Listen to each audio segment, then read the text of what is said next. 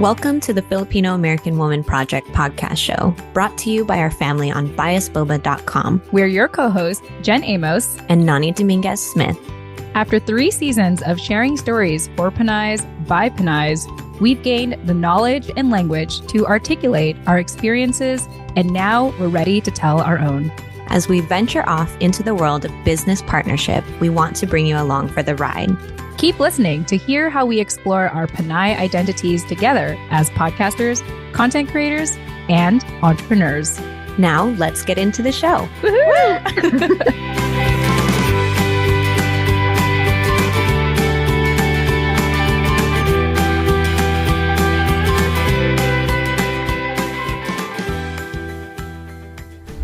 All right, everyone. Welcome back to the Filipino American Woman Project. We're your co-hosts, Jen Amos and Nani Smith. Nani Smith, I'm going to say your full name from now on. Nani oh my God, I Smith. feel like it's my grandma. Only my grandma used to call me by my full name, which was a different name. Welcome to the show and happy Filipino American History Month.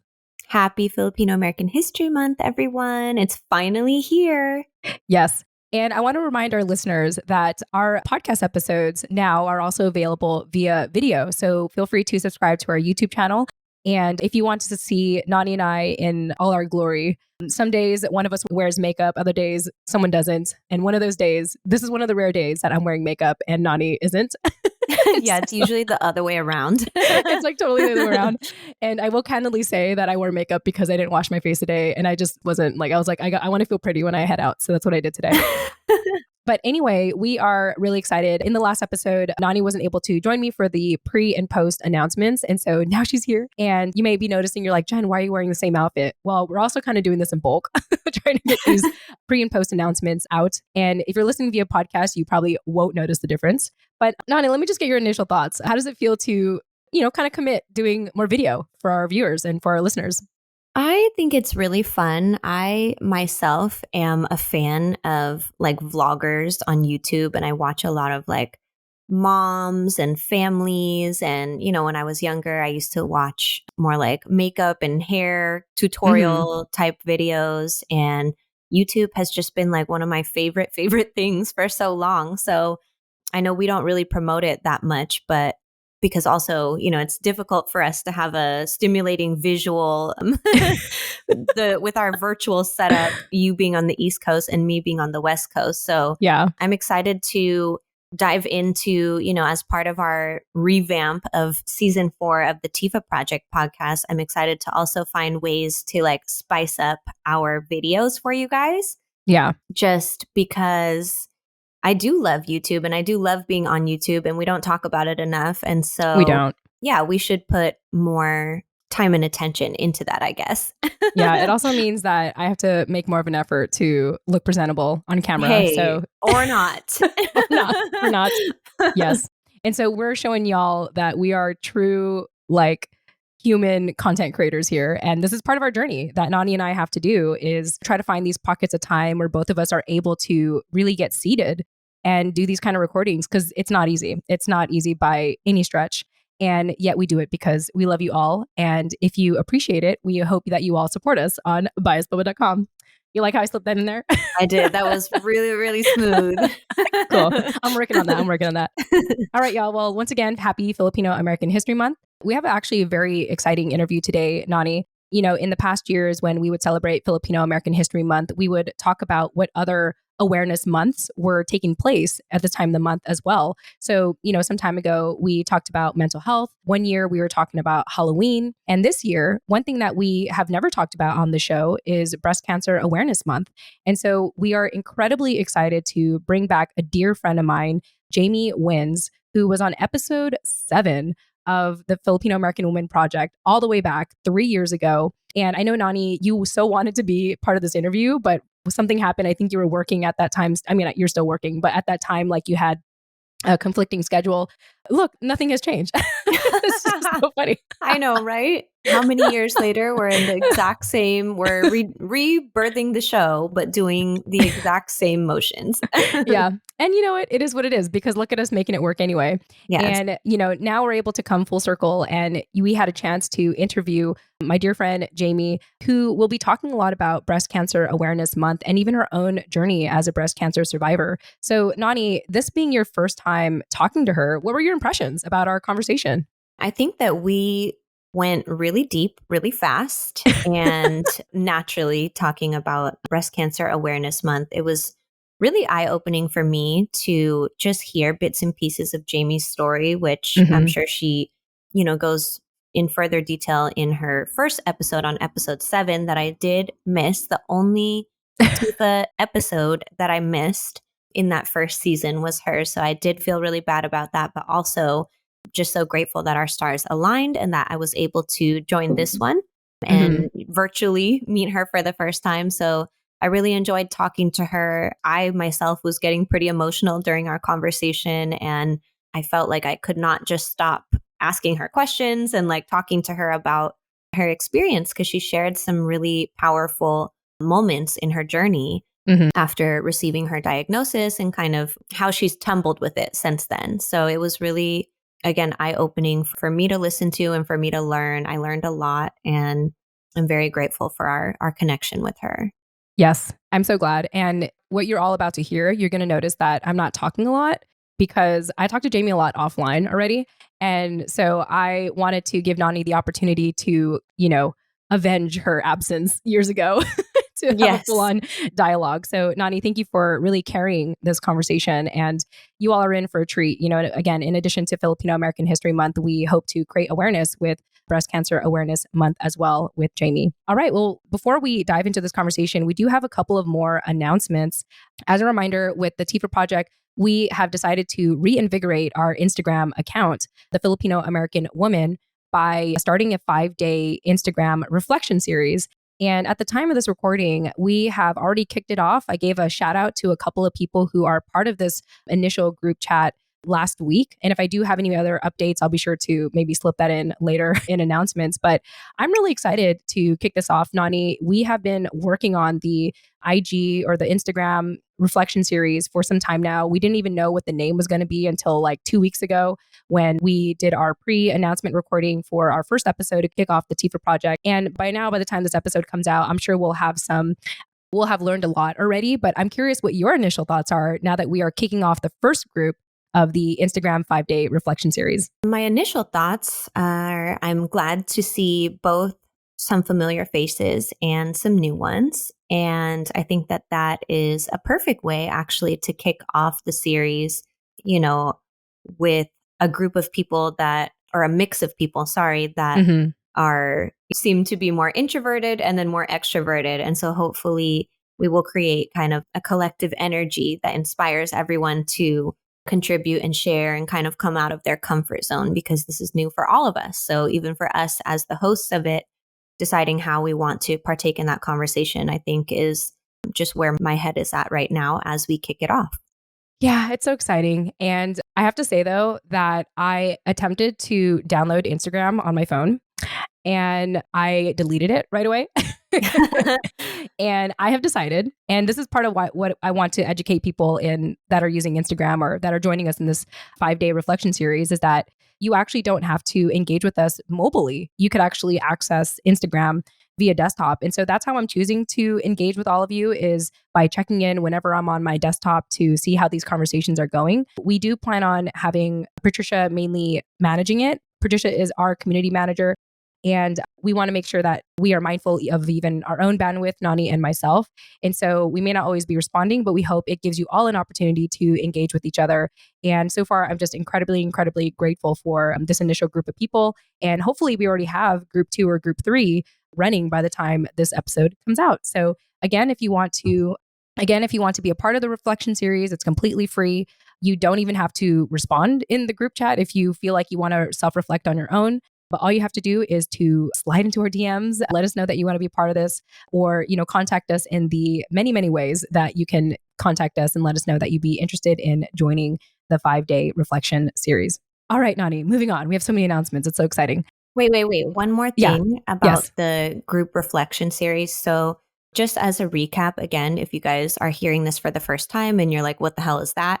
We have gotten, since we started the show, we get oodles and oodles of requests for people wanting to come on the show and share their story, essentially. And since we announced that in season 4, as we launch off this most recent season, that we are doing a more co host centric approach on the show, we still have a long waiting list of people that wanted to be on the podcast to answer these 3 core questions that we always asked all our guests in the interviews leading up until this point. And so this reflection series is a chance to do that in community with a small, intimate cohort of people, including Jen and myself and our community manager, Patricia.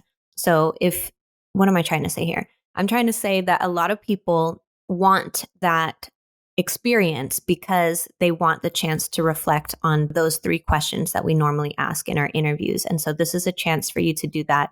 It's just won't be recorded and blasted on our podcast platform. Maybe you can help me articulate that. Yeah. Wait.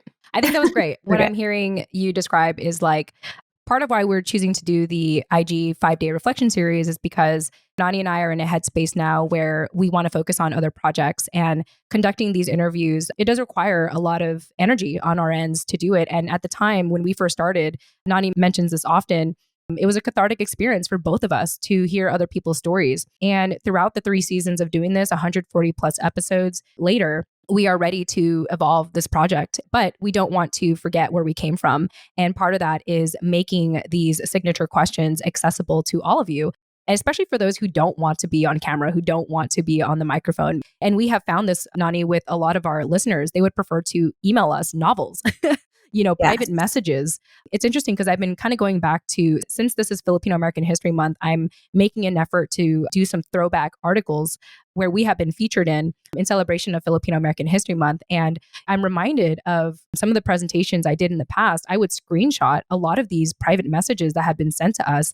And I'm reminded wow, people want to have these conversations. And so our hope is to now do it in a group setting as opposed to just a one-on-one setting. Back then, when Nani and I had less responsibilities, we had the time to individually respond to everyone. But now, we don't want to keep that to ourselves. We want to share that. We want other people to experience it as well. And so this is mainly why we're doing it in a group setting. So does that help explain what you were trying to say, Nani? Thank you. Yes, that is what I was trying to say. And yeah, so all the 5-day Instagram group reflection series is just that, a series of reflection prompts that you'll receive in the morning each day for 5 days from us that you have the chance to reflect on individually and then come back and share your reflections with the group or just any thoughts that you had. Otherwise, it's just a chance to elaborate on those 3 signature questions in your own life and how it applies to you. So, yes, that's all. Yes. Thank you. We can move on now. Yes. Okay. All right. Next announcement, quick announcement today. If you're listening to this episode first thing in the morning, once it gets released, you actually still have time to join us for our monthly book club. And so our book club is taking place today, Friday, October 21st at noon Pacific time and Mountain time, 2 p.m. Central time, and 3 p.m. Eastern time. So if you want to still hop on and join us in a couple of hours here, all you have to do is buy us a minimum of 1 cup of boba. We get notified on our end and you'll be able to get an invitation in joining us.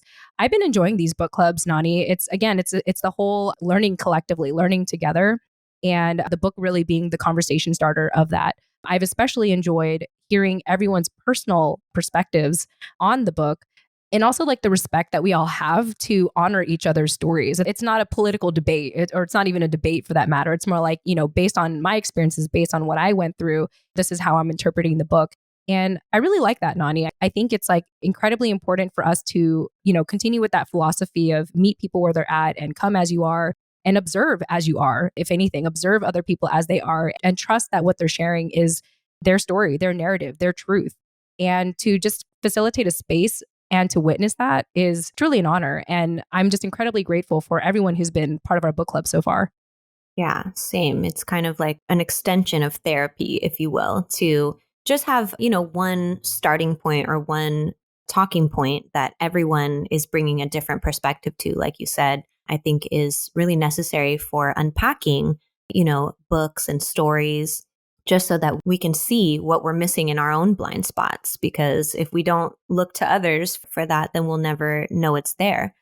So yes, I love that. And I actually got done with the book early, and I have been inspired to just like read so much these days that I already read another book by a Filipino author that someone else recommended to me that I will recommend to the book club, although it's completely different, like different style than what we have been reading so far. It's fiction, it's a mystery, and it's written by a Filipino woman about Filipino culture. Well, it's not necessarily about Filipino culture, it's a mystery. So it's just a really good storyline, but it happens to be, taking place in a Filipino family. So sorry, now I'm all distracted about that. But yeah, so then I went to the bookstore and bought more books from Yeah. Filipino authors, and I'm just like on a roll now and I can't stop. So Yeah. yes, the book club has been very inspiring. It's just given me a lot of perspective, like allowed me to zoom out on these conversations or on these books. Like I've read Latinos of Asia once before a few years ago, but reading it this time is obviously different because reading anything for the second time is different. You pick up on things that you didn't before. And also having this shared perspective with others who can, again, point me to things that might be hiding in my blind spot that I didn't already notice. Yeah. And I will mention that, we have been reading this book as a book club for some time now, in really the last 2 to 3 months. And we are finally wrapping up with it. Moving forward, maybe we won't take our time because, as you're recognizing, there's so many books out there. And even for myself, same with you, I recently finished a book also that was actually Jokoy's memoir. So shout out to Jokoy. And I sped through that really fast because his story was, what he has to share is like really incredible. But, I think what this book club has done for us, Nani, is it's helped us exercise our reading muscle. And now we just want to keep reading. Now we just want to keep digesting more books and having more discussions. And so even though this one has felt slow in a way, although I don't think so, but in a way, I feel like maybe we should have read another book right by now. I'm glad that we did it at the pace that we did because we also are anticipating new things ahead in regards to the TFAW project and the direction we want to go with it and who we want to support and who our niche audience is going to be moving forward. So more details on that later. Yeah. All right. Well, that is all the announcemos we have for today. Everyone, please, please, please enjoy this incredible conversation with Jaymee WINS. All right. Hey, everyone. Jen Amos here with the Filipino American Woman Project. And as always, I have my incredible co-host with me, who is also my business partner now, Nani Dominguez Smith. Nani, welcome back to the Filipino American Woman Project. Whoop, whoop. Hey, everyone. Yes. And we're really excited because we have come back with season 4 of the Filipino American Woman Project with a vengeance. We have decided that what better way to come back than during the month of Filipino American History Month, which is October. And if we hadn't mentioned it already, we'll get into the history of Filipino American History Month and what is the theme of this year for Filipino American History Month. I do know it's a bunch of anniversaries that are going on right now. And if we didn't say it in the pre-recording already, then I'm sure we'll mention it sometime in this recording. But Nani, I don't know if you knew this, but did you know that October, in addition to other awareness months that's going on right now, like I think in the past we talked about Mental Health Awareness Month, and even in the recent years, we invited Sapphire to join us to talk about Halloween and Filipino folklore. But did you know that October is also known as Breast Cancer Awareness Month? I did in the back of my head, but not in the front of my head. So I do now in the front of my head. Yes, yes. And so, you and I have talked about how we wanted to make the TFAW project more co-host centric. But for the month of October, we have decided to do a special exception by inviting a former guest who's been on our show all the way back to episode 7, which came out on July 21st, 2019. So well over 3 years ago, we have decided to bring back my dear friend, Jaymee WINS, on our show. And if you haven't heard her episode, go ahead and check it out. I know that we have people in our community who are taking the time to go back to those older episodes. And especially the ones where Nani and I, when Hero didn't exist yet, and you and I were kind of like baby Jen and baby Nani. And so Yeah. this particular episode is no different. This was the early stages of you, Nani, wanting to co-host with me. And unfortunately, you weren't able to make this particular one. So how do you feel being able to come back and actually finally talk to Jaymee once and for all? I know. It feels like everything is coming full circle because I think I started co hosting episode 6, and then episode 7 is the only interview out of like 130 plus interviews that I actually missed. So it does feel good to be coming back full circle. And especially given the context of like, we're not doing this every week anymore like we were at that time. At that time, we were interviewing people like, frivolously.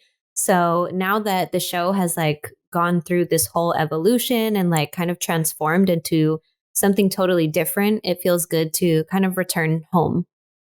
Yeah. Oh, I love that. Returning home. It's amazing. So without further ado, we're kind of talking around her, but she's clearly on screen with us. So Jaymee, welcome back. Welcome back to the Filipino American Woman Hello, Project. ladies. Hello, Nani and Jen. Thank you. I appreciate that you invited me again. And it's very timely because this is my advocacy. So I'm so honored to be back. And yeah, this is really, really exciting. It's a double target for me, Yeah. Filipino American Month plus the Breast Cancer Awareness Month. So thank you. Thanks for having me. Yeah, absolutely. Yes. We're so happy to have you. And just as a reminder to our listeners, if you want to listen to that original episode that Jaymee and I did back in July 21st, 2019, that is episode 7, which is titled Day by Day, Appreciate What You Have, Being Grateful and Enjoying Your Life with Jaymee WINS. Now, even though I imagine that so much has changed in the last 3 years, Jaymee, I also feel like not a lot has changed. And what I mean by that is your general gratitude for life, your general optimism and youthful spirit and, desire and lust to just live your life. Did I get that right? Like, has that changed for you in the recent years? Or are you still at that level of, yes, I'm still winning. Jaymee is still winning. It's been an up and down journey, Jen, because I do appreciate life a lot more.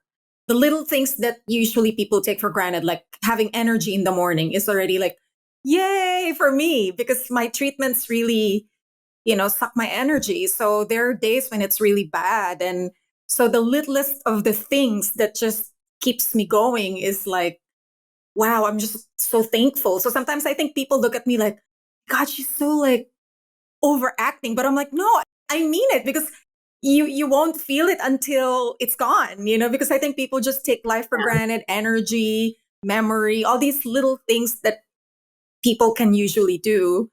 For me, it's just a luxury now. Like if I have it, if I have my good day, I am just, wow, thank you, God, thank you, God. I say it over and over. But there are days that, I mean, like, of course, like I show appreciation, but I could be very extreme because there are days when it really sucks. And I hate it. Like, I hate life. I hate myself. I hate everything. So I have those moments. I mean, I think over time, I just got better at controlling the extreme high and low. So it's become like, down days, a little down. And, I just take it easy, just make art, cuddle with my cat. So I just really like understand and love myself on those days. I've gotten better. Mhm. But during the 3 years, oh my God, I had moments where I just feel like I'm cursed, or I feel bitter with other people who are like living the life at my age. And, I go on the victim mentality, like, why me? Look at her. She's all great. And me, I'm like this. Like, I don't deserve this. So it's time really helped.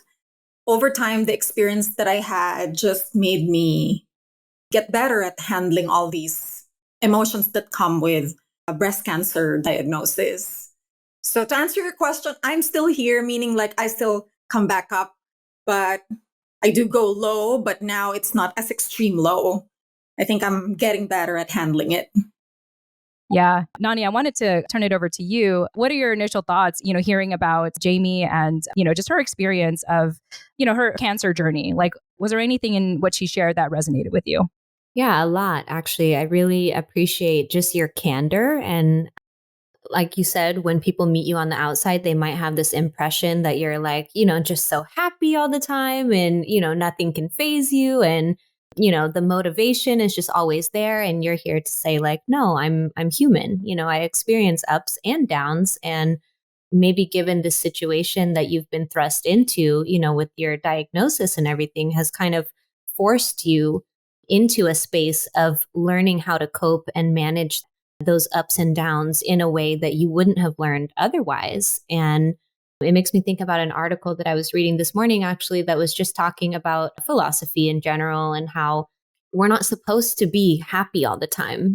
That's not the human experience. The human experience is not about like how success is not being happy all the time or maintaining happiness or achieving that 100% of the time. It's how you play a bad hand of cards. It's how you manage your stress. It's how you manage these things that inevitably, in one way or another are going to put obstacles up in your life. Everybody has them, no matter what they look like. And for you dealing with something so large and so serious and so daunting, to just put it plainly, and still have that attitude and be like a leader of that kind of mindset is really, really mind blowing and inspirational in itself, and to hear more of the side of like, no, I do have hard days, on the days where I have treatment. Maybe you don't hear from me as much because I'm not recording podcasts, I'm painting art, or I'm finding other ways to release that. But still, you take everything with a grain of salt, and you're saying like, when I have a bad day, I just take it easy. I'm not hard on myself. I'm learning how to love myself through that. And I think that is really beautiful. Oh, thank you. Thank you. I appreciate that. Yeah. And in connection to what you said, actually, yesterday I was at the library because I do work part time, the public library. And my colleague is an HIV and diabetes survivor. So he has both, right? And so we can relate in so many levels when we talk. And he's this super happy gay guy, like super happy. You will never think that he has stuff going on. When you meet him at the library, he's like our happy mascot, like always smiling at everybody. And we did have a talk because he saw that my energy's a little low yesterday. And I told him I came from the hospital this morning. And every time I go to the hospital, it's a very low vibrating place. So I always try to shield my energy, but sometimes it gets to you to see all these critical patients. And, it's just I just sometimes can't help but feel scared that, oh, this is going to be my end. Like, is that how I'm going to look like in the end? So I get too far in the future and I have to really like pull back and be like, okay, Jaymee, you're not there. I'm here. We're here. So let's stay here. Focus on now. And so I confessed to him about that fear. And then he said, you know what, Jaymee, you should just learn how to live with life's realities. We cannot erase death, sadness, all these things that people think is bad, like labeling it as bad or, oh, negative. Like it's real. So you just, you smile at it like it's there, but it's like, imagine like we're here in the library, right? And all these patrons, some of them we don't like, but we have to work with them. So we can't tell them to like leave the library. This is a public library. They have the right to stay and do what they want as long as they're not disturbing anyone, but they're there. So that's the way he told me, like, that's how I see my diagnosis. It's there, hopefully it goes away, but if it doesn't, then it's there and I'll just do my thing. I'll still dance. I'll still smile. So don't think it's going to be perfect. He told me, like, I know that you're such a perfectionist and you want everything, you're very detailed. So I think you want to perfect it. Like, I don't want to have cancer. I don't want to have any problems. I'm always happy and beautiful and blah. So he's like, but the reality is, life is like that. Like you have good days, bad days. It's not perfect, but you just live with it and do your thing anyway. Yeah, you're here. You're here anyway. Yes. And I think the real gem in that you've taken and really embodied is not your ability to just, smile and be happy all the time, no matter what's going on, but your ability to pull yourself back to center and like ground yourself in that reality in the midst of these really like, that is scary. Even just to hear you talk about it. Obviously, I have not done the treatments myself, so I'm not familiar with the environment, but to hear you talk about it, I can feel it.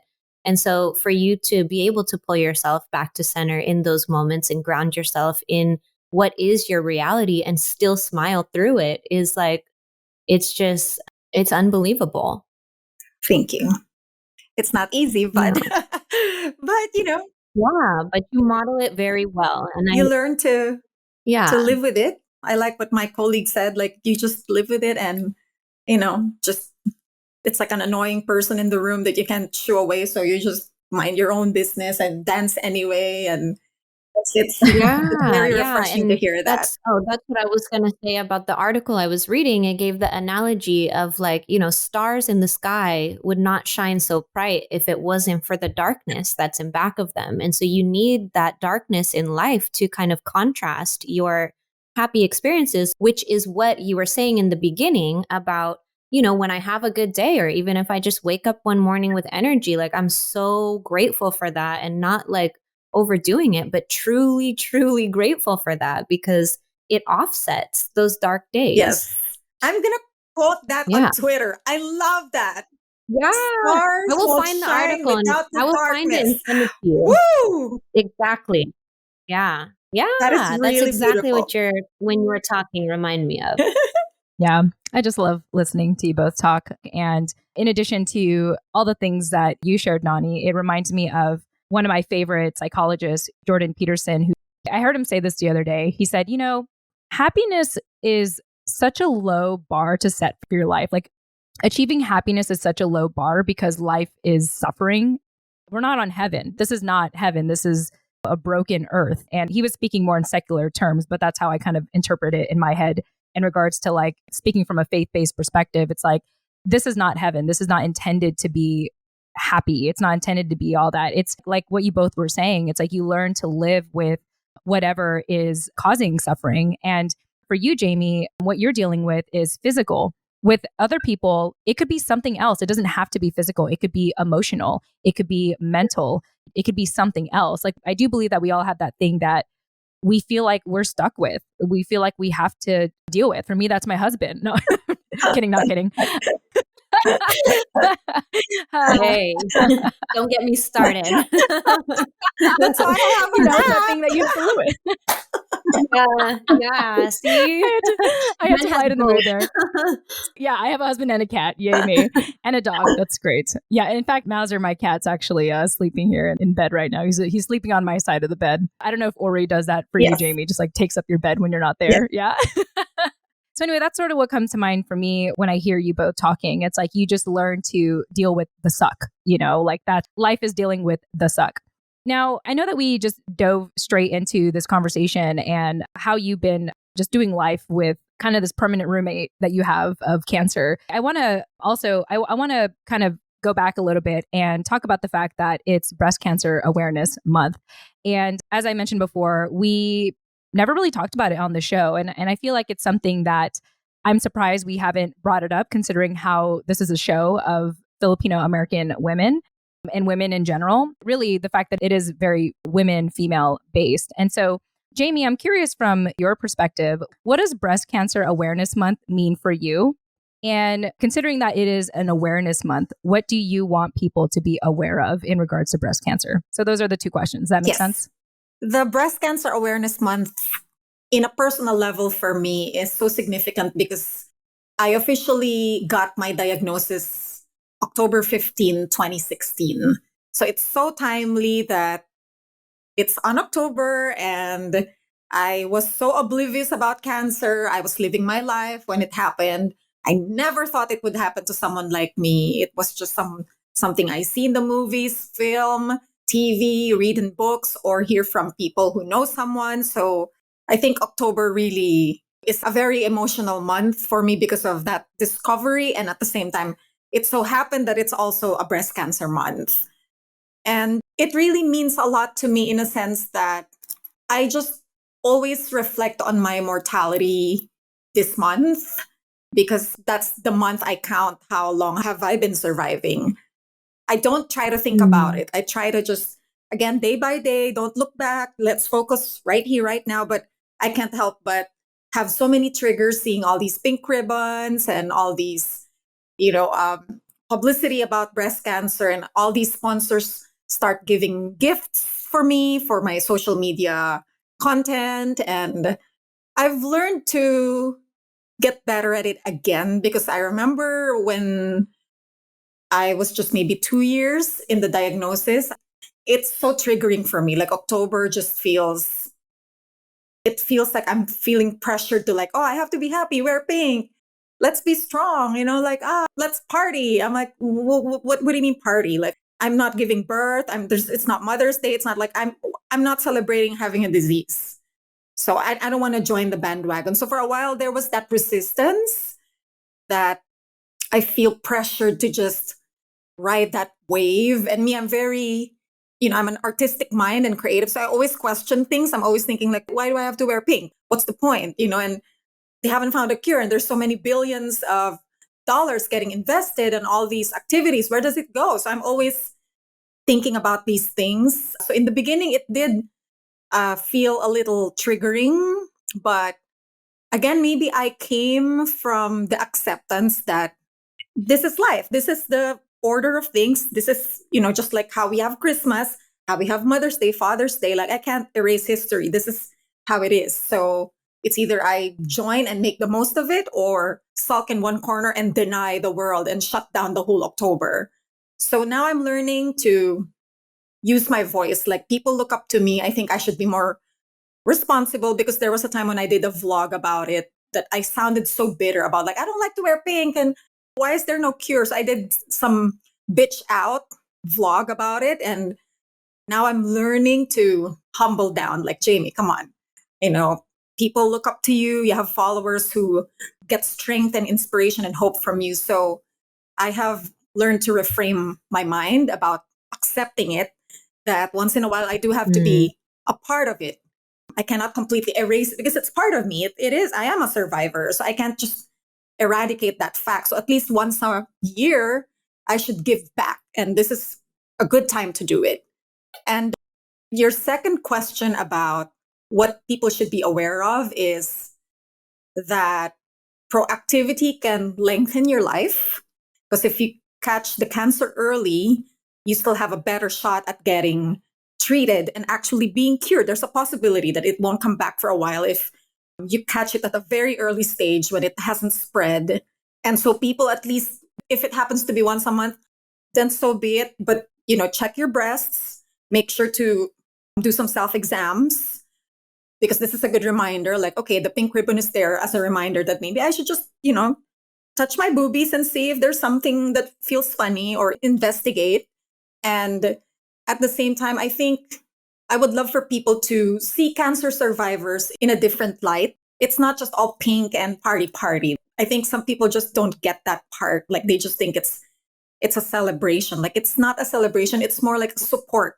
Like, I think we need support, not celebrate. Like, there's really nothing to celebrate about having a disease, but more like maybe once a month, this is the time to remember a cancer survivor and just maybe donate anonymously to someone doing treatment. Or that's what we need. Like, not celebration, but the actual support.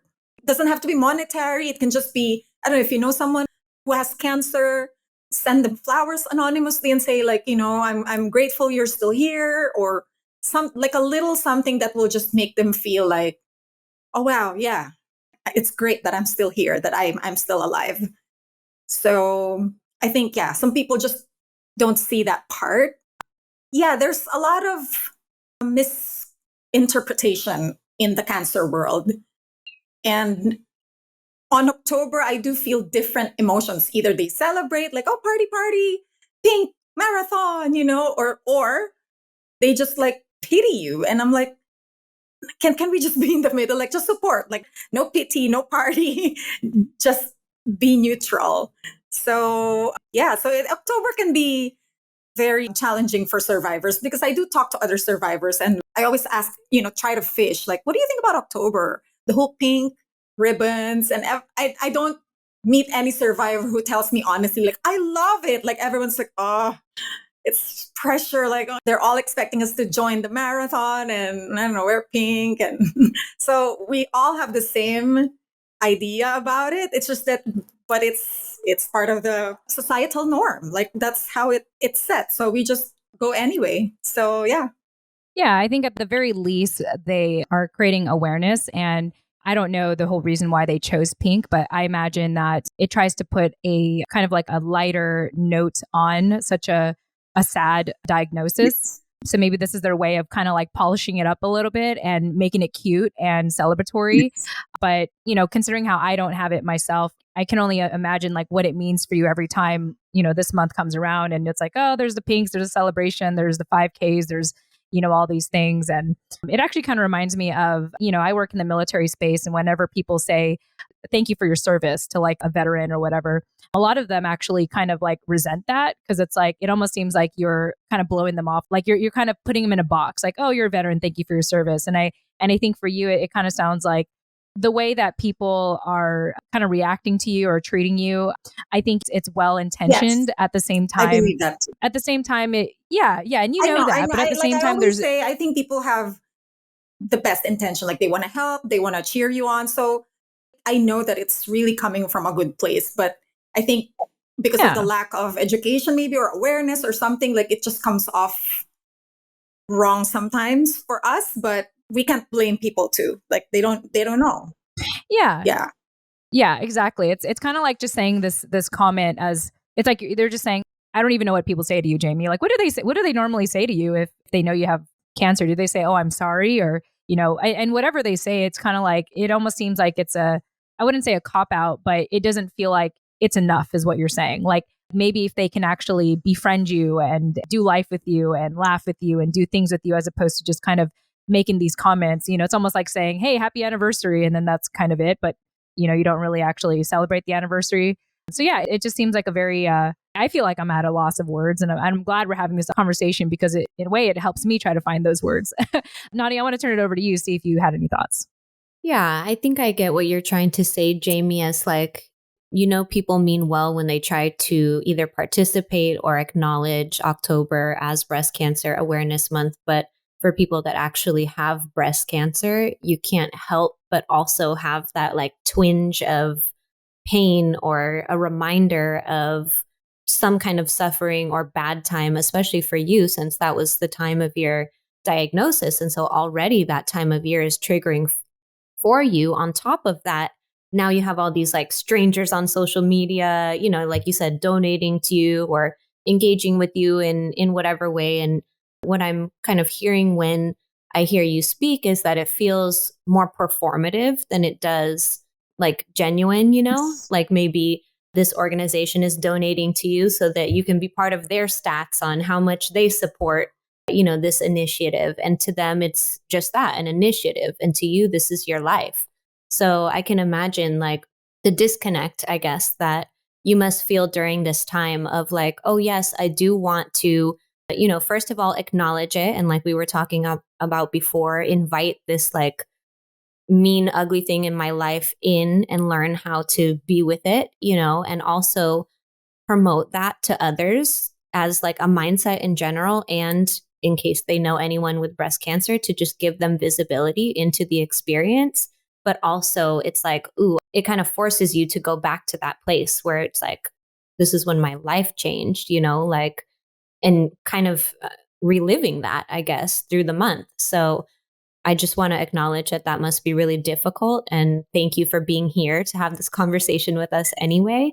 And at least we have like your book to talk about, your two books to talk about, and things that resources that you're actually creating to be that change that you want to see. Like you say, instead of celebrate someone with breast cancer, how about you figure out a way that you can actually be of support to them or make them feel grateful to still be here or appreciated or just thought of, Yes. So yeah, I hope that that's a good synopsis of what you were trying to say. Yes. You got it right, Nani. Perfect.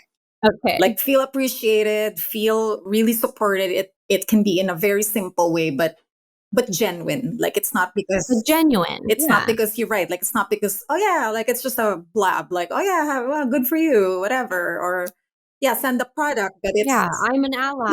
yes, send the Yeah. product, but it's just Yeah. so I can tag you, but it's not. So what about me? Like, what does it do for me? Like, yeah, I get some Right. pink ribbon basket, and it's yeah. So there's a borderline with a consumerism thing. So I understand that, Yeah, it's a support, but sometimes it goes beyond the intention. Like that's my question. Like, what's your intention of doing this? Is it to support or to promote your brand? Or so you look like, oh, I'm a good person because I'm helping. Like I get credits. I'm like, exactly. Yeah. well, you can it That doesn't just be help me. unconditional? Can it just be it's a one-time thing? I'm not expecting a monthly support. It's just in October. So yeah, well said, well Yeah. said. So you I'm glad can, you guys like yeah. got the idea of how we truly feel. I'm just speaking on behalf of course they're gonna deny it. Like most people don't want to talk about cancer, so they would be like, oh no, that's fine. But when I've been to so many support groups, and when I talk about, I ask how's October and the pink ribbon, everyone just like very awkward, but we gotta do it. So yeah. Yeah. Yeah, we got to like show up for it because they dedicated a whole month for us. So, Yes. yeah.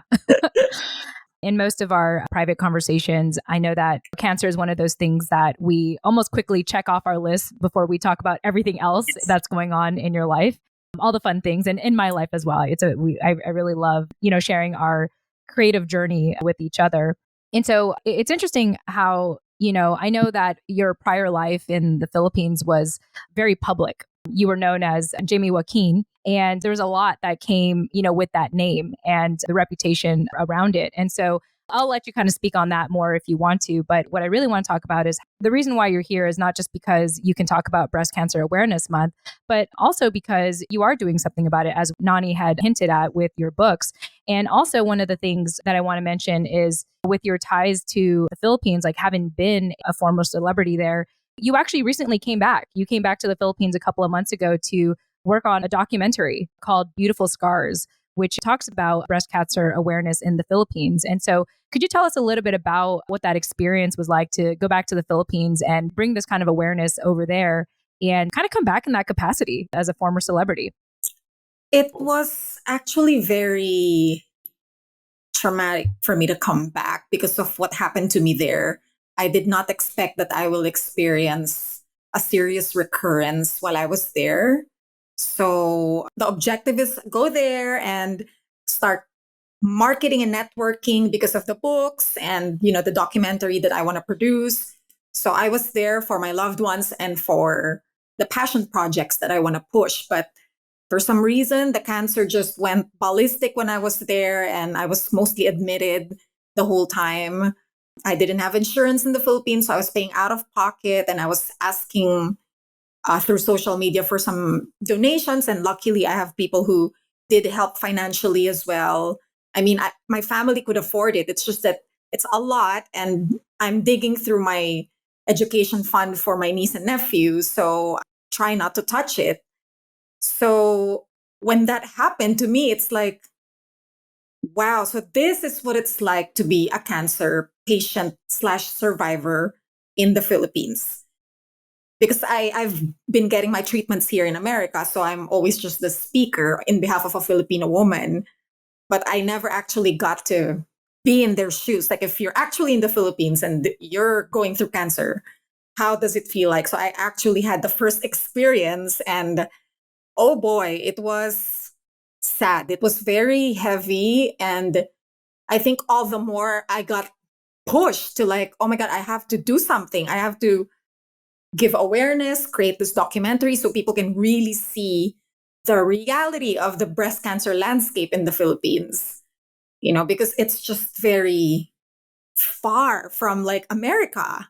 And I came here every day just thanking America and my medical team in prayer every single day. Like now I just never complain about anything, because before I would be like, oh, I'm somebody in the Philippines and here I'm just working at the library, blah blah blah. The whole ego is just trying to like want to come out again. And I feel like I'm an entry level here, and in the Philippines I'm somebody, I'm a VIP. And then but that happened to me, it's like, all right, go. I think that's God's way of saying, go, let's see.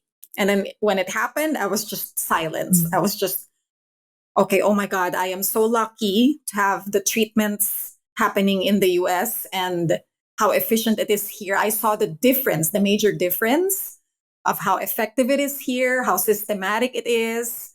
So yeah, the Philippine trip, although the documentary became so real because of that, because of the trip, because the idea is only for me to host it, to be like the spokesperson, but I actually got involved in the documentary because they documented that I got admitted twice and I could barely speak because I was Mm. coughing, and I had the 50-50 scare because I had like a high fever and that was dangerous. And if I'm not able to fly back here, I don't think I'll still be here. Honestly, even my onco was so nervous here that you got to fly back. If you can't, like, I don't know if you can make it.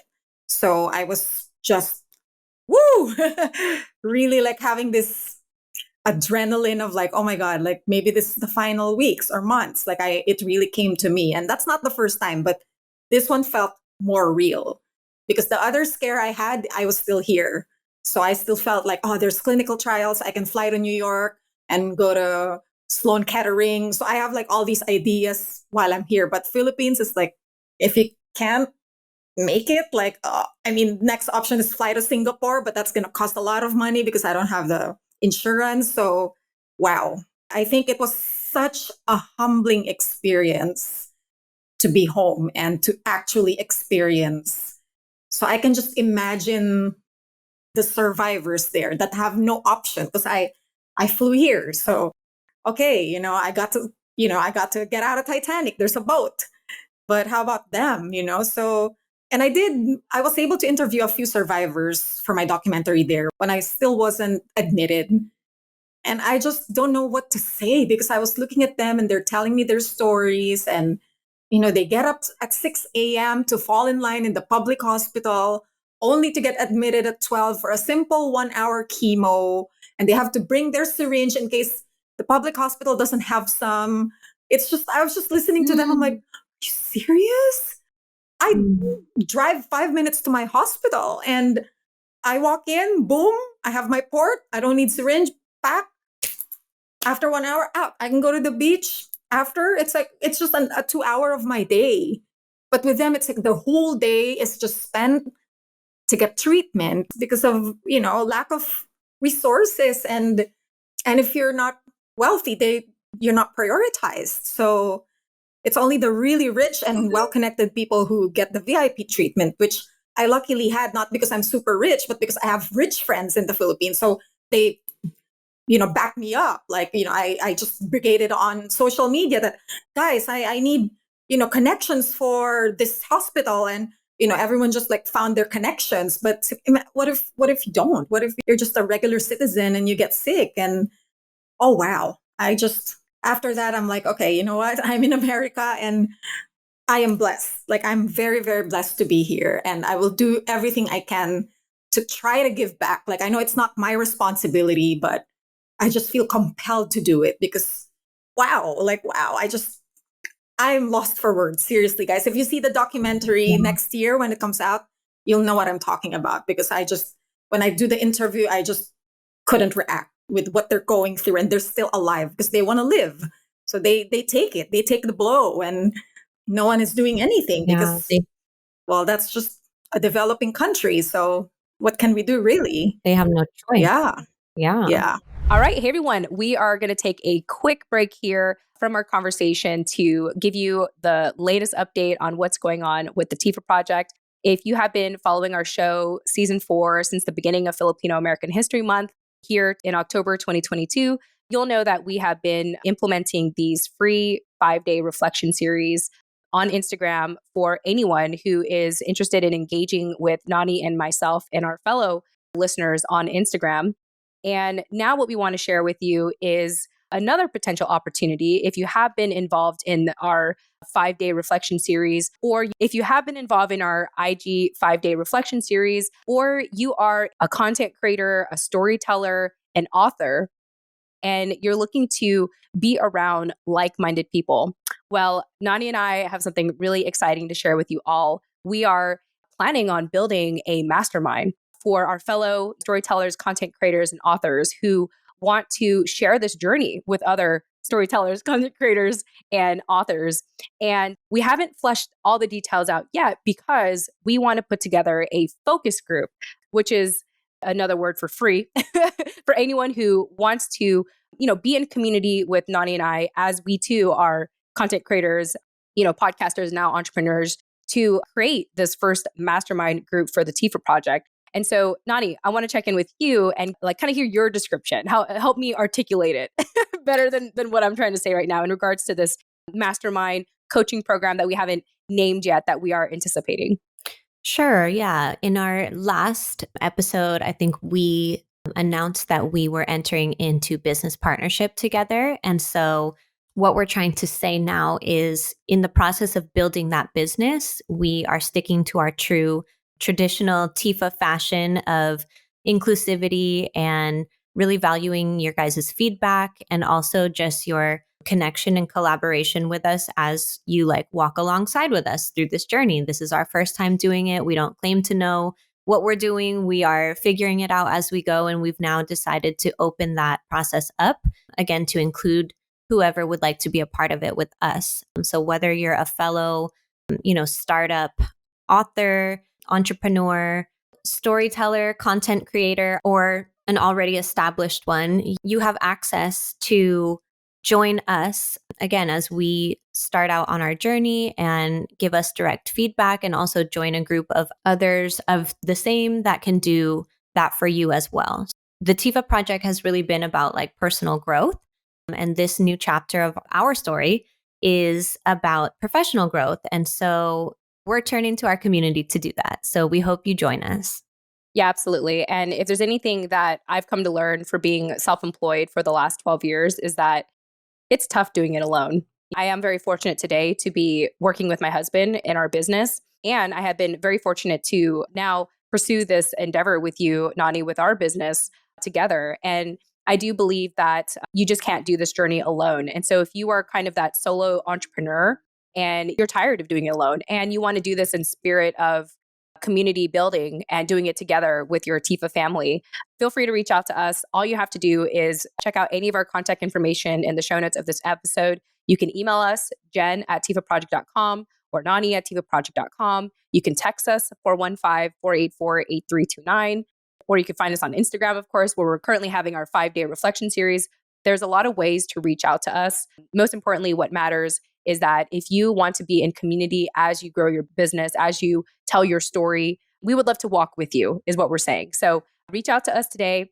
We'd love to hear from you. We do have a waiting list right now for the focus group.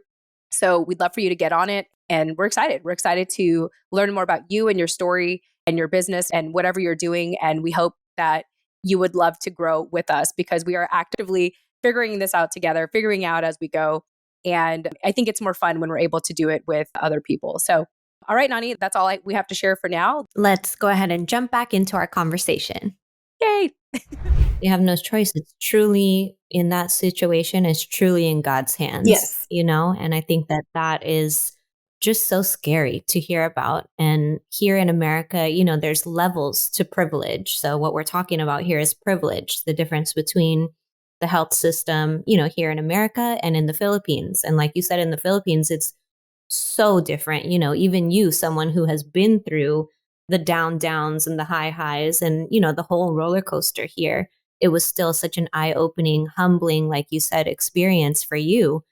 Yeah, that's very touching. I'm like trying not to cry because it's really, really making me emotional. But yeah, I don't even know where I was going to go with that. But I was thinking about layers of privilege and maybe how that ties into the idea of, people that don't have that awareness, what October is supposed to be about for Breast Cancer Awareness Month and not this whole like, let's do a run, let's donate to this organization, let's do these performative things. But again, bringing it back to how can I genuinely, authentically participate in this? And like for you, even while you were there trying to say, ooh, let's highlight this right now. Let's highlight these women and their stories, even when you didn't know what to say to them, I think that is the epitome of all we can do because it's just such a monster that it's so unpredictable. And to have a lack of resources like that when your life is on the line and to be treated as kind of just like, oh, we'll get in line and,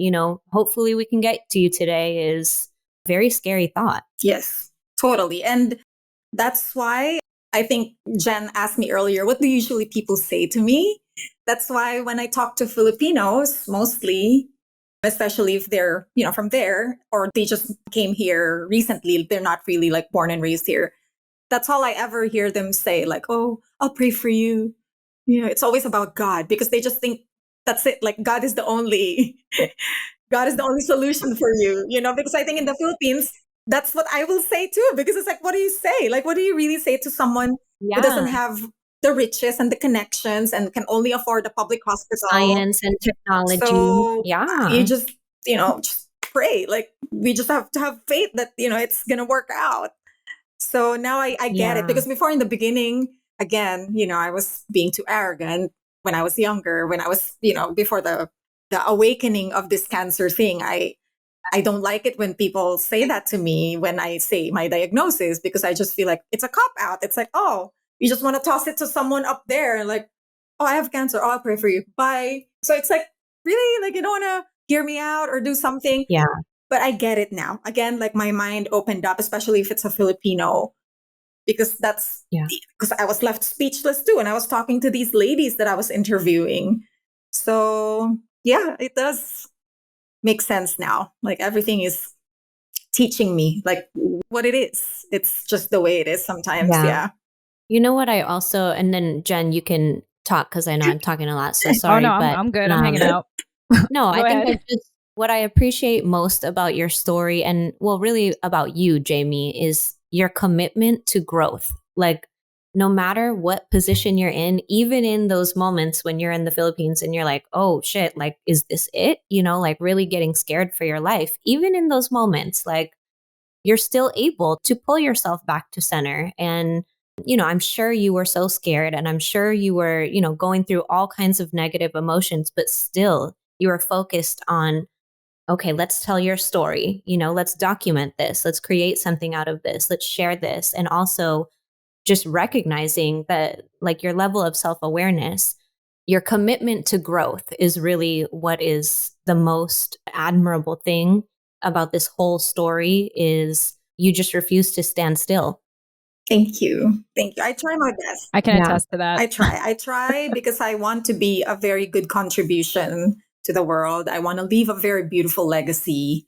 So that has been my plan. Like I said, like, I want to make sure that if I do exit at some point, I don't know when, hopefully for a long time, but when it does happen, I would love that people will look back and say, oh, wow, she did live a very great life, and she did a lot of contribution and inspired people and shared the story that opened doors for other people or women or cancer survivors to thrive. So that's the goal. Yeah. And you're Hopefully already doing that. he will, I Yeah. know he will provide, he will make it happen. I just trust.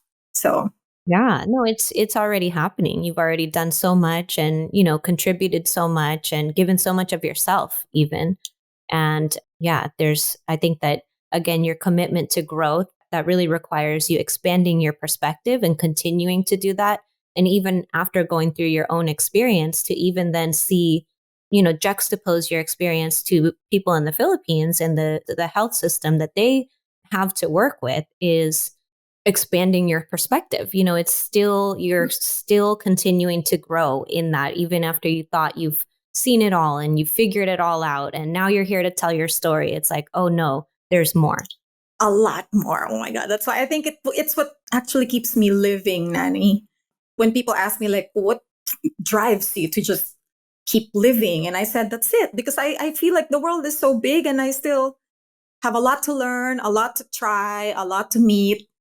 I'm like a kid still. I still feel like I haven't reached it. So maybe that's what's really like making me fight. And like, no, I can't get down yet. Like, I'm not done. Like, there's so many things. I'm just learning how to write a book. I'm learning how to do a documentary. I'm learning about living in America. So yeah, it is exciting. I think that's what really just pushes me on those bad days where I would wake up and the treatment sucks. And I say, like, come on, we got to just type at least one paragraph for the book, or, make some art, or jot down notes for possible content. And yeah, it's been a good Yeah. journey so far.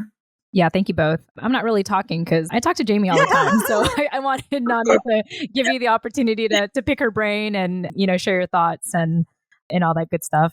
Speaking of which, I want to go ahead and shift gears now. And, we've been hinting at the fact that I know I had already mentioned your documentary, Beautiful Scars, in which we'll provide the link for people to check that out in the show notes. But the website is beautifulscars.info. Did I get that correct, Jaymee? Correct. Yes. Beautifulscars.info for the documentary. Yes. Awesome.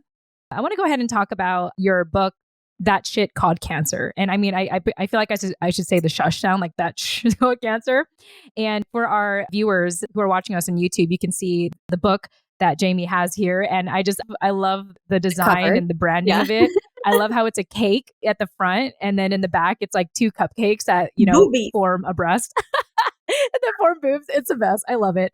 And I want to thank you personally, first and foremost, Jaymee, for including me in your dedication. This isn't the reason why you're on the show, but I do. But I know early on you had mentioned me in your acknowledgments, and it just meant a lot to me. I'll read it to our listeners in case anyone is curious. Jaymee says here, thank you to Jen Amos for always hearing me vent about things that don't make sense to others and for never judging me for them. It's true. Jaymee and I talk about like anything and everything. Normally things that I feel like people would probably look at her and be like, really, Jaymee? Like, really? You're going to say those things? So, thank you for just the opportunity to, first and foremost, be your friend and to share this creative journey together. And so part of why, Nani and I wanted to bring you on our show is because for season 4 of the Filipino American Woman Project, we have, based on all of the feedback and just everything that we've worked on up until this point, we've come to realize that what we want to do moving forward is to really advocate for Filipina authorship. And so, we ourselves aren't authors just yet. I guess kind of technically we are with our academic paper, PinayPodcasters.com, which you all can check out. Can we still claim that title? I guess we're technically authors. Maybe because it's not formally published, like it's hard for us to say that. Yeah. Jaymee knows that I am actually working on a book right now that it's not necessarily like a memoir, but it's more financial stuff. It's boring stuff for my business outside of this. But we realized that we do a lot of storytelling on the show. And so it's like, well, why not feature people who are already telling their stories in a book form or in a video form? And of course, we already talked about you doing it through your documentary, Jaymee, and now also being an author for the first book being That Shit Called Cancer. And I have a copy of your children's book here, which is No Hair, Mama, Don't Care. And so let's talk about your first book, because your first book was basically, to me, I read it as like a memoir about like your experience discovering like when you first, were diagnosed with cancer and what your life had looked like for the handful of years following that diagnosis. And I do recall that you mentioned that a famous comedian actually noticed your book. So tell us a little bit about what was the reason for you to write this book to begin with? And yeah, let's start with that. What was the primary reason as to why you decided to write this book? Actually, this book was written out of impulse because I wanted to do the traditional way of getting publisher and, the long route. But 2020, I had a death scare again. During the pandemic, I had another major recurrence and I was admitted, and it was all last minute because I was doing a routine scan and I was having a hard time breathing. And from the routine scan itself, they told me like, you have to go to the ER now. And after that, I'm just like, why? Oh my God. And that's the peak of pandemic. So I was waiting in the ER and then I've been hearing code blue everywhere. And I'm just like, all right. And then they told me the doctor came in and just got my info and said, like, do you have your will or anything in case? I'm just, oh my God, like in my head, I'm like, all right, so I guess this is it. Like, am I dying soon? And so I tried to just calm myself down, but I was really panicking on the inside. So I was admitted by myself. No one could visit. It's all videos because of the pandemic. And at that time, the medical team told me that we're going to be performing some surgeries that are a bit critical, one in your left lung and one in your heart. So, and anything internal, especially the heart, is very dangerous. So just be prepared, like if something happens. So luckily, I made it. Like I woke up just so grateful. I was so cold. I remember that it was written in my book. I woke up feeling very cold because they opened the bottom of my heart to do a pericardial window. And it was a very delicate surgery. So everything needs to be cold in the room. So no infection or whatever. But So I woke up, I felt like I died because I was just cold everywhere and they kept putting blankets all over me. And I was so high from my drug, like the antibiotics, the anesthesia. So I really thought like, did I die? Like I'm just in this whole like funk of like, am I in heaven? Like what's going on? I'm cold. Am I dead? But I made it. And when I got out of the hospital, because my doctor said, we did operate you we're basically just taking out what's causing your difficulty in breathing, but we don't know if the cancer will come back. So basically the whole year of 2020, I was on observation and there was no work in the library because of the COVID. So I was on quarantine by myself. And that's where I had the realization that, oh my God, this could be my last year. And even my onco prepared me for it. Like, it could be your last year if the medicine that we have right now doesn't work. I don't know what's going to happen. So just be prepared. And with the whole COVID scare, I really thought if I don't die from cancer, it's going to be COVID. So because I was immune compromised, so I was really like psyched that this is it. This could be the last year. And I said like, oh, I don't have time to find a publisher. It takes like 2 years. I'm just going to write and do self-publish. So this is a pandemic baby, this book. I wrote it on isolation. So I was just typing away. And it's actually more like, if you read the book, now that I'm looking back, because I wrote it like a few years ago, there's still a lot of bitterness in the book. I said a lot of curse words. I really hate cancer. And I was very open in the book about it. So my motivation was to leave a legacy, at least like one book if I don't make it anymore in the coming years. And hopefully, like this book will contribute to the research in the future because I did specify the drugs that I got and what treatment they did and everything. And I left some self-help tips every end of the chapter that worked for me. So I said, like, at least if I go, there's additional info about cancer for the future and for women who might, find my coping mechanisms useful. So that's it. Like that's my mentality is very short term. Like, oh, this is the best I could give, the best that I could do to leave something that could benefit. So yeah, so when I wrote it and then I didn't die and I had time to promote like the next year, I was just like, all right, that's what I kept telling people. Like I thought I was gonna die, but I'm still here. So yay, I'm here to promote it. So yeah, like until now, I'm still looking at this book. I'm like, yeah, I didn't die because I really thought this is it. I really thought this is the only legacy, like nothing else. Like Yeah. people will just hear the story of this woman who got real with cancer because everyone usually writes about like hopeful, blah, blah. Again, the whole let's be nice and cancer is a lesson. I'm like, no, like you have to at some point get mad. I think that's the reason why I keep fighting too. Because you have to at some point like feel that like no, fuck it. Like I'm gonna thrive. Because if you're always like, you need that fire in you to keep going. So I think that's why I chose this title, even if it's very controversial. And in the Philippines, they're having issues about it because of the S word. But to me, it's like, I'm not going to lie, cancer is shit. It's hard. I'm calling the spade a spade. So, but if you read the inside of the book, there's a lot of lessons. So just don't judge the cover thinking it's not a rant memoir. It's actually a reality of like what a metastatic breast cancer journey would be.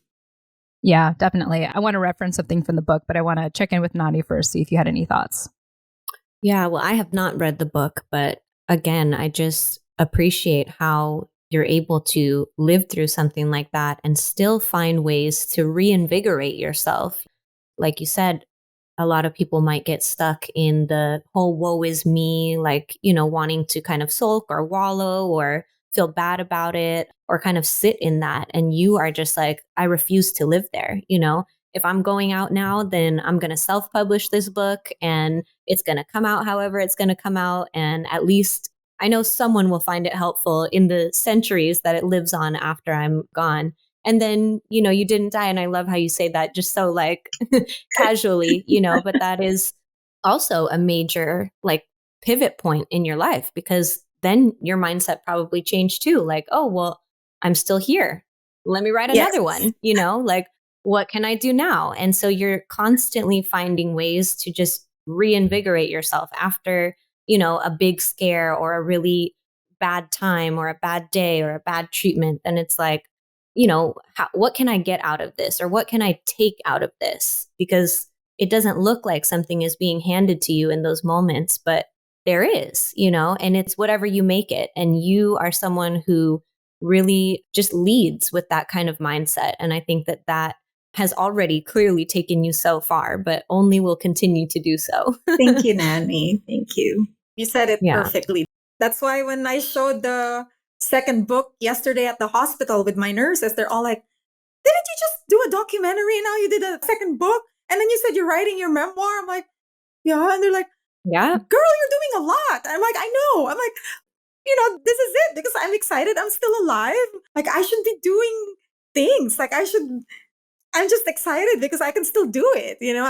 My mind is still okay. I'm still functional. So might Yeah. as well, like I do what I can. Sometimes Like too the much. darkness and the stars. Sometimes too much. I have to learn the balance too. Sometimes and then I get so fatigued and I complain. But yeah, I'm in that curve now of learning to, okay, Jaymee, let's reserve the energy, like we're not always full battery. So, but yeah, pretty much you said it. Yeah, and I want to add that I think like part of the beauty of this is you get to be that representation in American society and even in the Philippines to be open about this. Like in the Philippines, they find the title controversial, but it has to be said. And I'm sure there's people who are like low key buying the book and it really resonates with them and you're giving them permission to be angry. And then here in America, talking about your upcoming memoir, and I won't spill any details about that one, but, one thing you and I talked about offline is the lack of representation of Filipino American authors. And so this ties back to what Nani and I really want to push for season 4 is advocating for authors like you. And so know that you have our support and we're just so happy to kind of have you as like our first guinea pig in a way on our show to talk about authorship. And this is really the next evolution of our show, Nani, right? Like just like we go from just the candid storytelling to actually talking to people like Jaymee who have actually gone out of their way to, self-publish or do a documentary, like these Pinay content creators here in America. And it's just truly an honor. And I hope that with our show, we can be that platform to get your story out there, get your book out there. I do want to reference something in your book because I did read your book from front to cover. And I have to say, it's actually an easy read. Like if anyone is looking to sit down and kill some time for 2 to 3 hours or so, like I found this very easy to read. And one thing I really liked, and this is the section where you're talking about winning affirmations, you talk a lot about surrender. And this really resonated with me. And I'll read a couple of lines here. So in page 176, you say, surrender can mean the act of letting go of things that you can't control and making the most of things that you can. The way that I see it now, surrendering is not about giving up on yourself or in life in general. Rather, it's about giving up on the idea that you know it all and that life will always turn out as planned.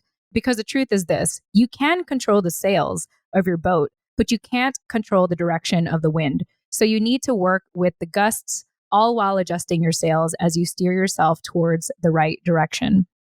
I really love this because I can relate to it in a way where being an entrepreneur and pursuing entrepreneurship with Nani and doing this show, we have very much a build as you go. It's like the thing that we can control is the fact that we can build. Like we cannot control if something gets destroyed. We can't control like external factors, but we can control our will to create things, And so the whole theme of surrender for this winning affirmation really resonated with me. Nani, you're hearing this for the first time, so I'm curious if it resonated with you in any way. It does. And it made me think of a quote, but it was something about that's, I have the first part of it, which is no matter who you are or what you've been through, you're capable of growing. And so I think that it's a very simple line, but a very important point to note because a lot of the times, whether you're dealing with something like cancer or just kind of more regular everyday stresses in life, people can tend to, again, get stuck in that place and like want to live there in their pain and pity and trauma. And you don't have to be focused on success or achievement. It's really just about growth. And I think if we can prioritize that more, then we can learn how to develop better and healthier relationships with ourselves so that we can manage stressful situations like this in healthier ways when they come up. And I just feel like the whole theme of this conversation today is rebirth, like the several iterations of it that Jaymee has been through in her journey. Us starting back season 4, interviewing Jaymee on this show after going on, such a hiatus and really changing the evolution of this show. Everything is just kind of being reborn right now, I feel like, in this conversation. So I just wanted to state that and reiterate that no matter who you are or what you've been through, you are capable of growing. You always have a great way of wrapping up our conversations. Yes. Thank you. Or summarizing them. the words. I love it. You're just, there you go. She said it. Like, I'm always like, yes. Yes. Well, thank you. Thank you. You said it, really. I'm just paraphrasing. Yes, you're a really good paraphraser. Yeah. So Jaymee, any follow-up thoughts on what Nani and I have shared so far? Yes, you guys nailed it. It's very interesting that you're focusing on how I'm growing, and I appreciate that because it's not easy to grow. People like to be stuck in their ways, and I've always been that kind of person that is always curious, always wondering, what is this, why, and that. And, I just love that you guys found value in my effort to just keep evolving and growing because, yeah, people sometimes always, they always say like, oh, you've changed. But in a negative light, like they just think you're different now and you're too cool for us or something. And I'm like, no, it's just, I want to grow it. I'm not judging anybody here. It's not for anyone. I just want to be a better person, the best that I could be. And a lot of people get intimidated with that. So I'm glad that with you guys, like you see the value in it, that I'm doing it not for vanity reasons, but because if I'm able to grow and be a better person, then I can share better. I can influence better. So, yeah. I hear what you're saying. There's a phrase I heard before that said, sometimes the people who help you get to your first level of success may not help you get to the next level of success.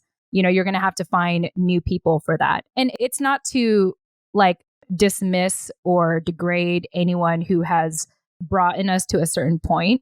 It's more about like kind of honoring that journey, honoring that season that you had with that person, and recognizing that in order for you to grow, you do have to sometimes move on. And unfortunately, sometimes we do have to move on from people who have chosen to plateau or chosen to stay put in one place, chosen to not want to walk a similar path as you. And I think what I have come to love doing the show is interviewing incredible people like you who celebrate each other's growth, like your own growth, being unapologetic and proud of your growth, and also extending that to me. Like we get to celebrate each other. And I think that just makes for such a more vibrant life, with surrounding yourself with people who intentionally want to grow and get better and all that. So again, this is not to speak ill of anyone who has not moved on with us or has not continued with us. It's more about just recognizing that life is short. And I know you can say that firsthand. Life is short. Yes.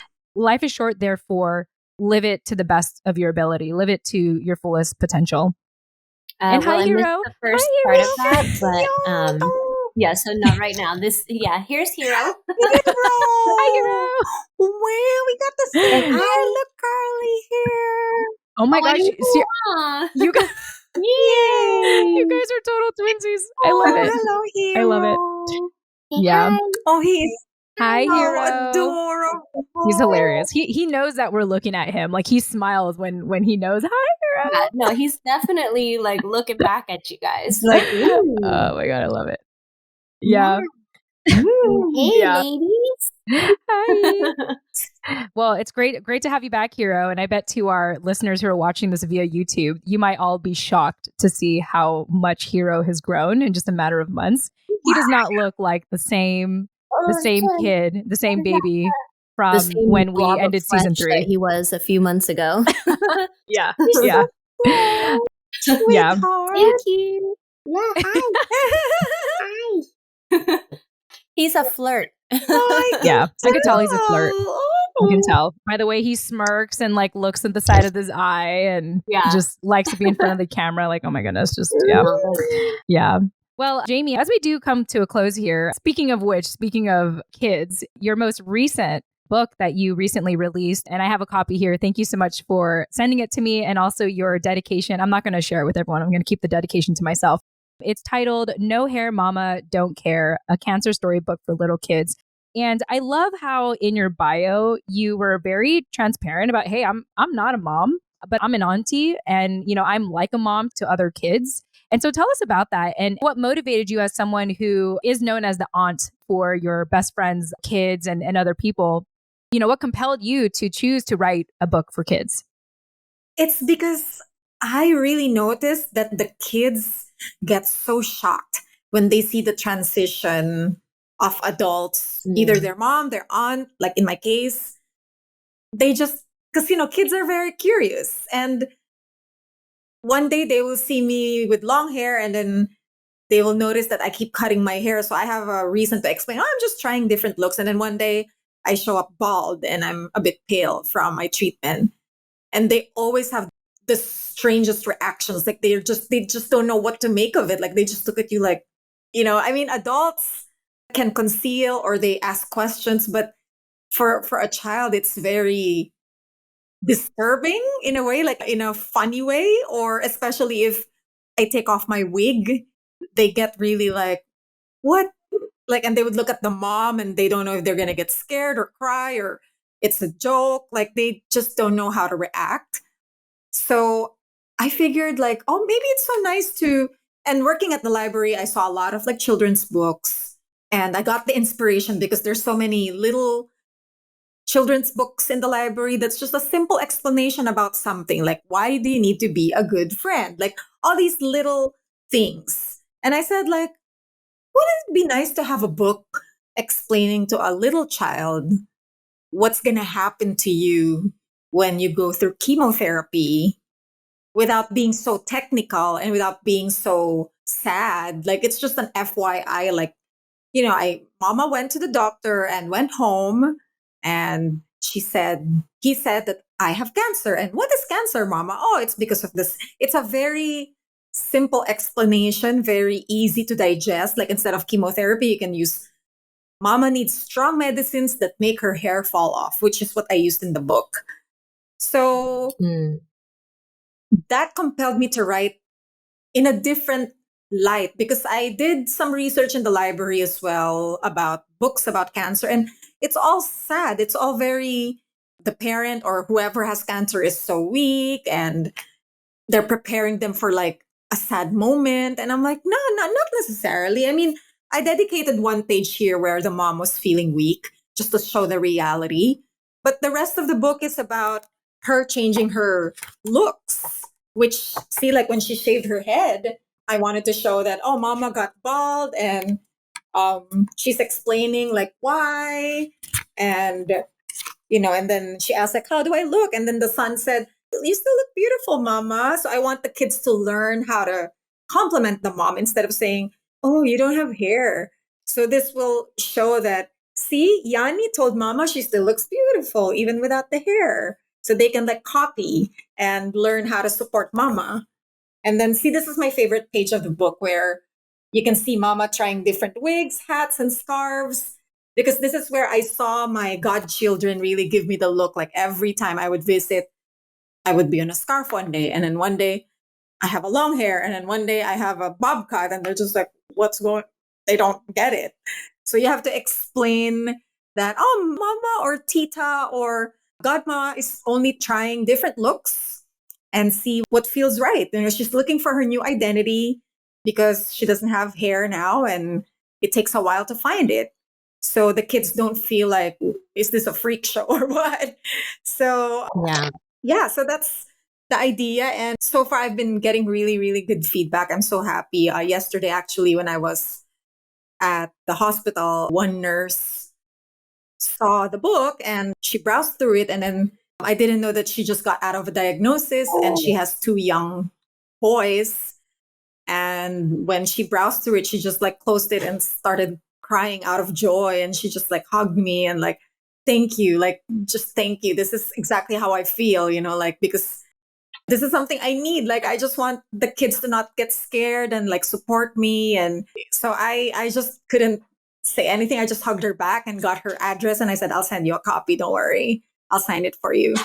So, yeah, I mean, that's my vision here is just to help the moms and the moms at heart to explain in a very lighthearted, colorful, FYI way about like the changes that awaits when they go, specifically when they go through chemo, when they lose the hair and they feel weak once in a while and they try to experiment with different looks. Because again, like based on my experience, I noticed it's the physical that kind of weirds out the children.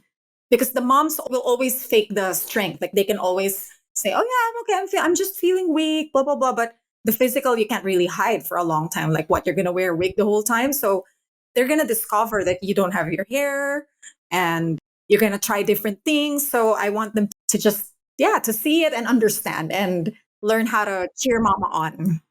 Yeah, and maybe just reframe the conversation for them to one that isn't so like fear inducing, Yes. you know? Because I think, like you said, the physical changes scare them. Going to the doctor is like, oh, mom, why are you going to the doctor? You know, something must be wrong. So there's already, and then reading the books that are already out there, like you said, that paint this as like they're preparing them for a sad moment is like, sorry. Okay, she's so cute after this. I'm smiling. Like, can you hear that? Hopefully not. Okay. Our listeners don't mind, I'm sure. Yeah, sorry everyone. But I just love that you're reframing it as like, you know, just a normal way of life, just something that you have to adjust to a little bit to accommodate, but it's not, you know, scary or sad per se. It's just an experience. Yes. And, you know, you're that same kind of message that your colleague gave you about learning how to just deal with the reality of it or accept the reality of it. You're kind of transferring that same message through this book. Yes. Thank you, Nani. Yes, totally. Coming from a mom like you with a baby right now, it's yes. I'm glad that you see it. Kidding. Hero. Yeah.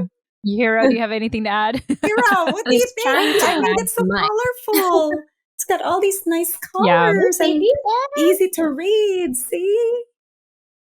And I put some Filipino elements in some page too to show that the creators are Filipinos. So yes, I love that you did that when you texted me about it. You're like, "Oh, can you spot some of the Filipino references?" And I was like, "No," but I mean, for me, I definitely, I was like, I'm kind of like skimming through the pages. I was like, I'm gonna find it. But I love that. That's kind of a good challenge for anyone that wants to, you know, see for certain that this was written by a Filipina author, the designer as well. Well, Jaymee, we made it. Wow. Talk about a conversation. It's been some time since Nani and I have done an interview. So thank you for entertaining us. And we hope that you really shared everything you wanted to share in our conversation today. Yes. And in case people want to reach out to you and check out your documentary and check out your books, or, you know, just connect with you, how can they find you online? Go ahead and share, you know, your website, your socials, anything you want people to know to get a hold of you. Sure. I think every link will be on my website. That's the easiest. www.jaymeewins.com. It has a link to all my socials and the documentary information and the website, as well as how to buy the books that I have and what my mission vision is, and message box if you want to give me a hello, a hi, or just an idea or a possible collab or any inquiry. So yeah, I think that would be the best hub to just find everything. So I hope you do visit my website. I do write blogs as well once in a while. And yeah, it's very much updated. I'm very, very much on top of the website. So yes, and I hope we connect on social media as well. I'm very active creating Instagram and Facebook stories, just documenting day-to-day stuff and doing lots of like inspirational videos and featuring some products and services that fit my lifestyle and my vision. So yeah, it would be great to connect, guys. So yeah, hit me up, please. I would love to hear from you. And please, if you ever do buy my book or have a copy, I would appreciate your honest feedback. Good or bad is always taken. That's why I call myself the Filipino author, producer, and talent in progress, because I'm still very new with all these, and I welcome all of your comments and suggestions. Yes. Can you drop your Instagram handle so everyone has it? Sure, it's at Jaymee, JAYMEE_wins, like the winner, WINS.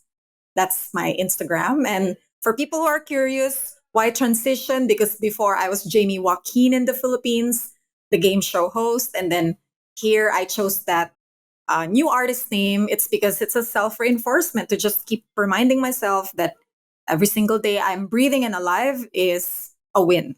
As simple as that. Like, I don't need an award. I wake up, I breathe, I have energy, I can function, I can make something. I win today. So that's just to keep reminding myself. Yes, a great mantra to end the show with. Yes. Well done. Great way to wrap it up. Jaymee, thank you so much again for joining us. Happy Filipino American History Month, as well as Breast Cancer Awareness Month. I don't want to say Happy Breast Cancer Awareness Month, but I do want to say thank you for helping us recognize Breast Cancer Awareness Month for October. You're really the first person to have this thorough conversation with us.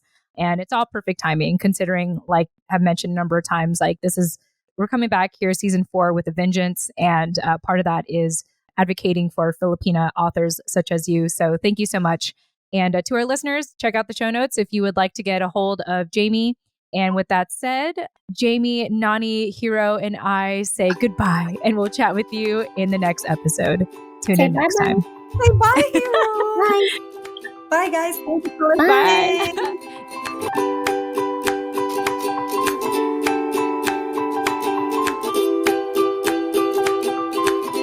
Thank you for listening to the Filipino American Woman Project podcast show. Do you want to continue to be part of the conversation? Then join our Discord community for free today. Check out the link in the show notes to join us now. And don't forget to subscribe to our weekly newsletter for the latest show updates and episode releases. The link is also available in the show notes. Lastly, if you wish to support us on our journey, consider showing us some love on biasboba.com. That's all for now. Chat with you next time. Yay!